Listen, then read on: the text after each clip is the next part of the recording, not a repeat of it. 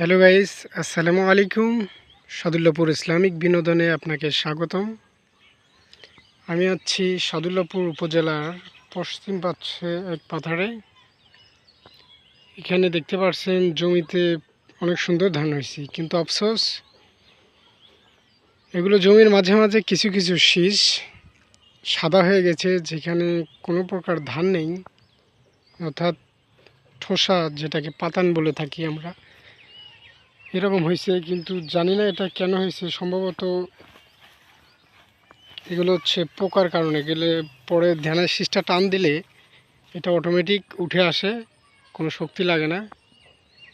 So এগুলো প্রায় জমিতে আমি দেখতে পাচ্ছি যে প্রায় জমিতে এইরকম হচ্ছে। আমি একটা দেখাই, এই তো আপনারা দেখেন এরকম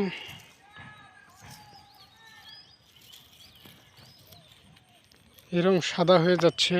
এই যে আমি আরেকটা দেখাচ্ছি, এরকম টান দিলে এরকম একটা শীষ উঠে আসে, যেটাতে হচ্ছে কোনো ধান নেই, এগুলো সব পাতান হয়ে গেছে। দেখেন আপনারা,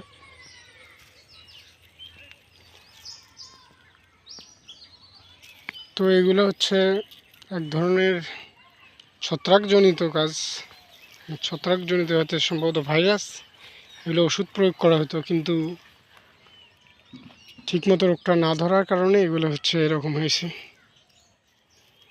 তো আমি দেখতে পাচ্ছি প্রায় জমিতে এরকম অনেক ধান নষ্ট হয়ে যাচ্ছে। তো আপনারা দেখতে পাচ্ছেন প্রায় জমিতে এমন হচ্ছে। সম্ভবত এগুলোর কারণে কৃষকরা অনেক ক্ষতিগ্রস্ত হয়ে যাচ্ছে। সো যদি কেউ জেনে থাকেন যে এই রোগটা কিসের কারণ হচ্ছে বা কোন প্রকার কারণে হচ্ছে, তাহলে প্লিজ কমেন্ট করে একটু জানান। যে পোকার কারণে কৃষকদের অনেক ক্ষতিগ্রস্ত হয়ে যাচ্ছে। সো ভালো থাকেন, আল্লাহ হাফেজ। আর আমাদের চ্যানেলের সাথে থাকার জন্য অসংখ্য ধন্যবাদ।